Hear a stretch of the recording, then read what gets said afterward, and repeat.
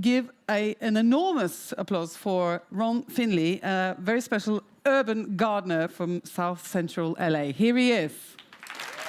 Thank you. Take it away. Good evening. You guys know if you take care of your mother, she takes care of you, right?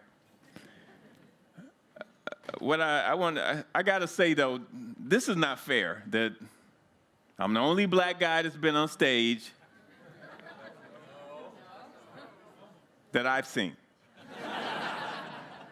And I'm last. So, I mean, what else? I mean, you've heard all this. What else could I possibly say that you haven't heard? You know? I'm gonna try to do, I'm gonna try. But why are we here? You know, what do we plan to do here? Why eat? Because that's what we do. We eat. That's where our energy comes from. Actually, I was invited here to basically share my story of how I've taken on an unjust food system from inside the prison, the food prison.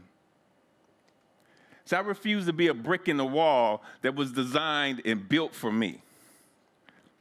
And I built my own brick wall. So why am I here? Yesterday, you guys heard from this guy from the White House. You know, now you're going to hear from this guy from the Black House, who's in the trenches, who saw a problem outside his window, outside his door, and he realized that this problem needs to be fixed. This problem ain't cool. I'm here because I'm a criminal. See, I planted some illegal substances on my parkway in front of my house. Not what you thinking, it ain't that smoke stuff. What I planted was food. Actually, I planted some carrots on my parkway. This is right on the street. And so for this, I became a wanted man. See, the parkways, they're the cities, they have jurisdiction, but you have, you're supposed to maintain them. So I got in trouble for planting carrots. And so could you imagine if I went to jail for planting carrots, which that's what they threatened me with. You know, it was like, yo, man, what you in for? Like, yo, dude, I planted carrots. So you better back off, you know? I mean, really. But this is a picture of my parkway. So through this all, I stood strong. You know, in front of a 12-foot sunflowers with bees on one shoulder and hummingbirds on the other one, with seeds of change in my left hand and freshly composted soil in my right. And before long, those citations and threats, they were uprooted. New seeds were sown with the help of community members. And as of October the 23rd, 2013, it is now legal to grow food on your parkway in Los Angeles. Wait. Why are you guys applauding that? Who the hell makes these stupid-ass laws anyway? You know, why wouldn't it be legal? Some people, they're blind to the fact that there are cities, communities in the United States which equal nothing more than third world countries. You cannot buy any healthy food whatsoever. How do I know this? Because I visit these communities across the United States and other parts of the world now. It used to be that the drive-thrus are killing more people than the drive-bys, but now it's not. So I live in South Central Los Angeles. It used to be home of the drive-bys. But it's not anymore, because the fast food drive-thrus, they're actually committing more homicides than the drive-bys. And they get to do it, it's legal. The place where I live, it's virtually impossible to buy any kind of healthy food whatsoever. And it's by design. Where I'm at, the drive-thrus are king. Let me back up. You may know South Central by its new name, South Los Angeles, or they call it South LA. I guess to make it a little more palatable. But they changed the name. They didn't change nothing else. Same food, same bad soil, same vacant lots. They didn't change anything else. And it's all by design. It's even got the same soil there. To change a community, you have to change the composition of the soil. It is impossible, again, to purchase any kind of produce that has not been sprayed, coated, impregnated with some kind of poison. I'll say it again. These communities have no access to healthy food whatsoever. You cannot buy any fresh, organic food. Your body is an accumulation of what you eat. What are you eating? Do you know? You have any clue? You ever heard of castoreum? Anybody raise your hand? I'll tell you what it is. Castoreum is a bitter, odoriferous, oily secretion found in the two sacs between the anus and the external genitals of beavers. It has been added to food for over 80 years. It's used in ice cream and other foods. It's even used in perfume. But it's a natural product, so they're able to do this. Anybody up for beaver nut ice cream? We got some in the back. No, really. People ask me, how did I become this person that I am today? Because most people know me as a fashion designer. So I design and manufacture clothes for stores like Nordstrom's and Cachet and Neiman Marcus and Saks Fifth Avenue. And now they see me, in the garden. They see me speaking at TED. They see me at Google, IBM, Edge. They see me at Whole Foods.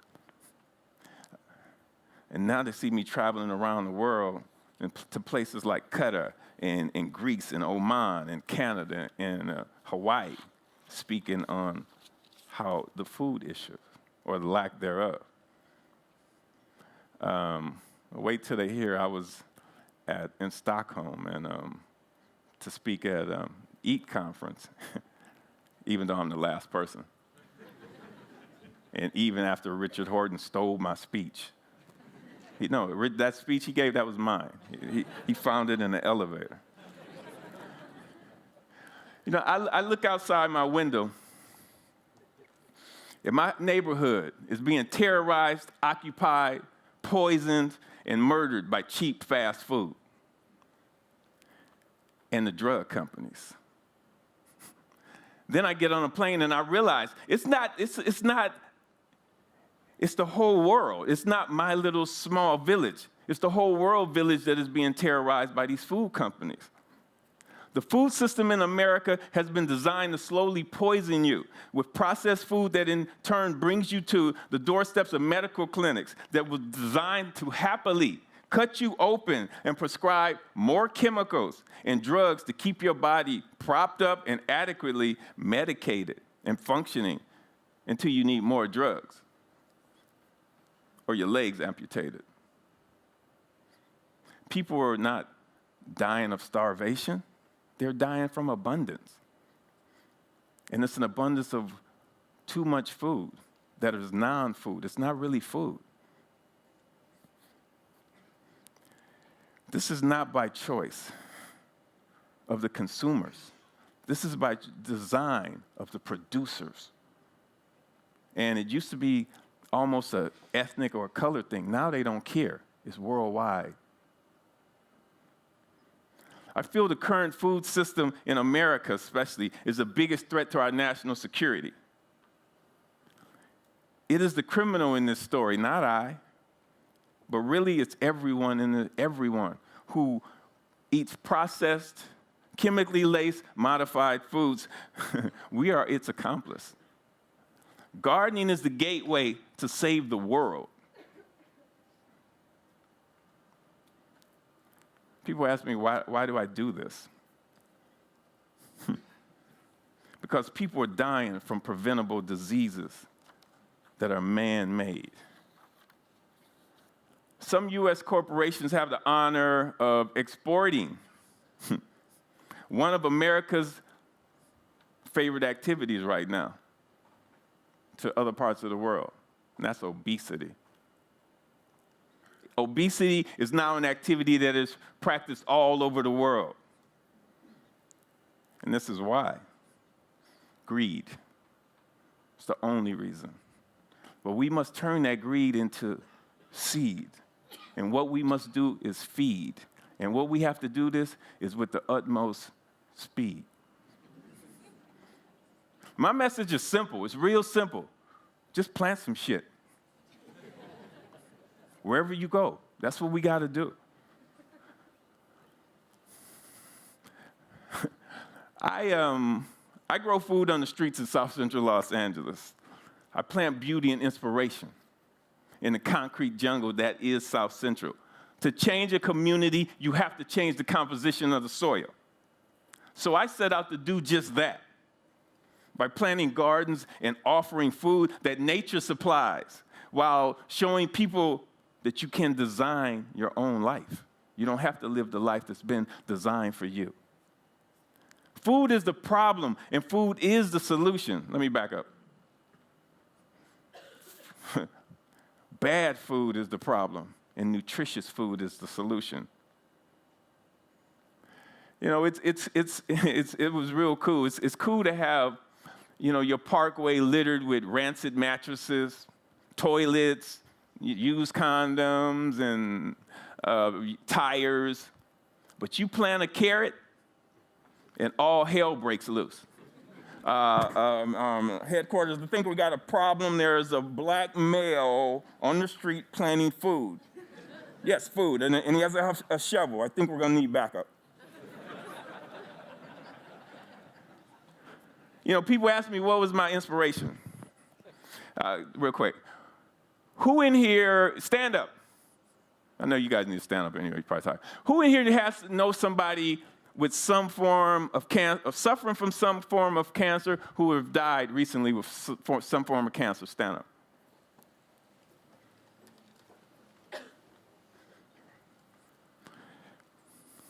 Wow.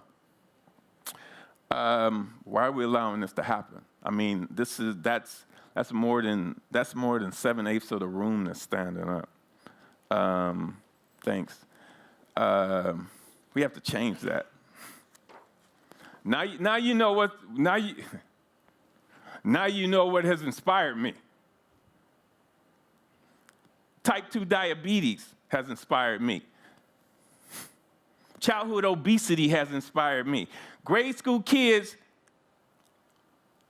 having cardiac arrest has inspired me. Grade school kids are having cardiac arrest. Alcoholism, drug abuse, violence, depression, asthma, and unhealthy food options, and lack of green spaces and lack of opportunity. These are all preventable diseases. And I say, yo, you don't need meds. You need a garden. Change your food, change your life. We must listen and relearn the language of nature. Because everywhere modern processed food goes, chronic disease follows with a busload of stuff with it. Gardening is the gateway to better health. I want to plant seeds of innovation. Why shouldn't everyone be exposed to beauty and art every day? I started the Ron Finley Project as a way to teach that by working together, you can feed yourself, your neighbors, and your family, while at the same time creating beautiful green spaces and ecosystems and repairing dysfunctional food systems that are designed to keep you sick and oppressed. This happens by bringing healthy food into communities where there is none. We show community members how to build their own sustainable food systems by growing their own food. That's sustainable. We use gardening as a tool to teach people that you can design your own life by sharing food and purpose with your neighbors. We are currently raising funds to build shipping containers that we're turning in. We want to turn into cafes and put them on some of these lots and put gardens on these lots that are attached to the cafe so we can show people how to grow, harvest, and cook their own food. At the same time, they will become stewards for the planet. We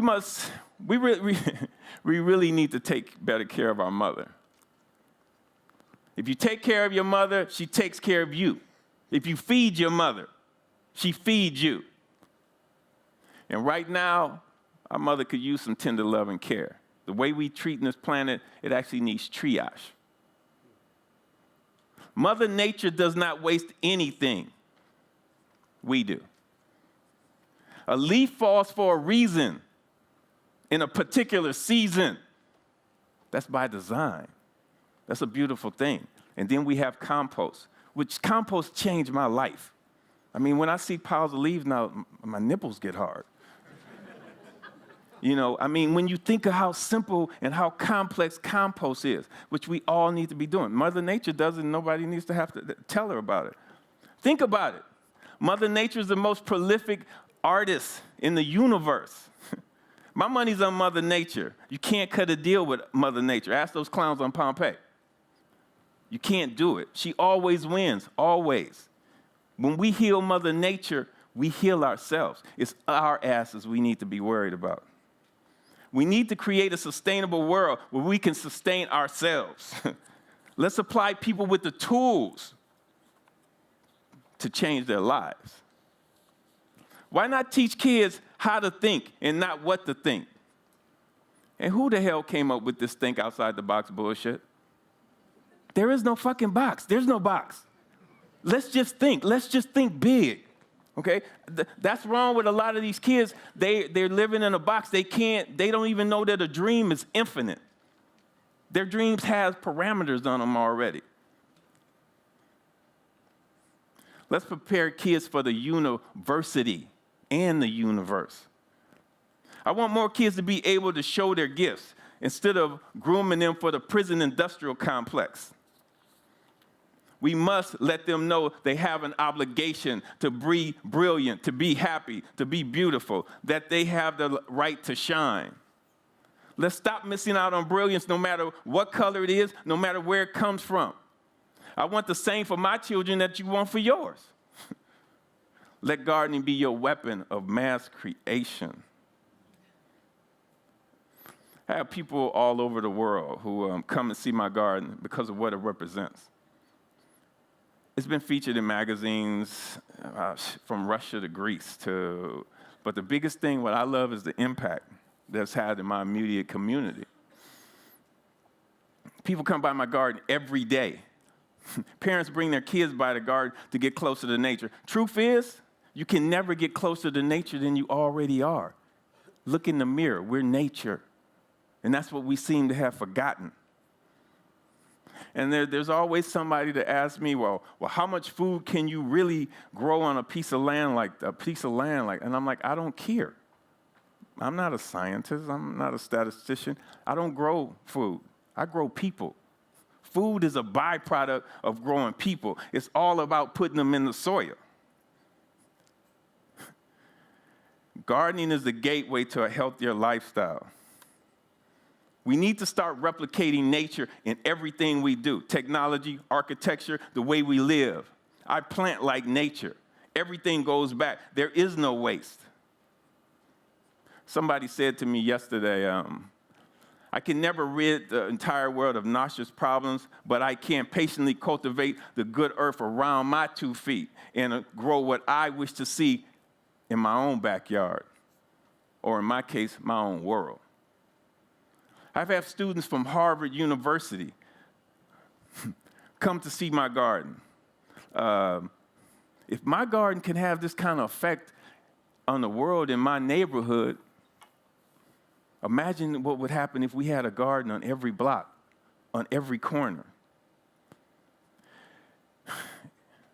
You gotta realize, it's like, how can a community be sustainable if it has nothing to sustain it in the community? No services, only Band-Aids to cover the problems. Gardens build community and pride. Green spaces out, crime goes down. They have the data. The joy of seeing a child with her first carrot, his first carrot, is a remarkable, priceless experience. If kids grow kale, they eat kale. If they grow tomatoes, they eat tomatoes. You got to put them in there. I have proof of concept. I get emails from all over the world from people who are inspired to pick up a shovel and change their world, to change their soil, and change the lives of other people in their communities.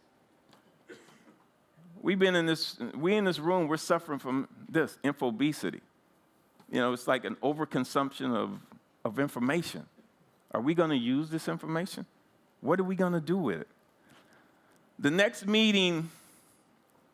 time we meet, I want us to be physical. I want us to one of the days, let's go do something collectively. Let's go, instead of sitting around thinking and talking about doing it, let's shoulder to shoulder, shovel to shovel. Let's go out physically, all of us, and make a change in a part of the world together. That's what I want to see. I want to see us do epic shit.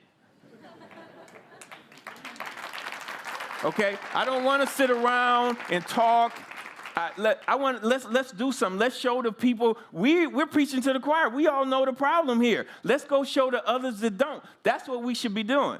That's what the conference should be do. We do epic shit physically. That's what I want the conference to be. Okay, I'm running out of time here. Basically, we're all connected. And I challenge you to come up with new ways to change the system, where doors are open for everyone, where technology serves everyone, where healthy food is not an option for the well-heeled, but for everyone. We're all connected. We're all nature. So tomorrow, I want everybody, call your friends, and I just want y'all to go out, have everybody you know, just plant some shit. And let's all change the world together. Thank you. Thank you.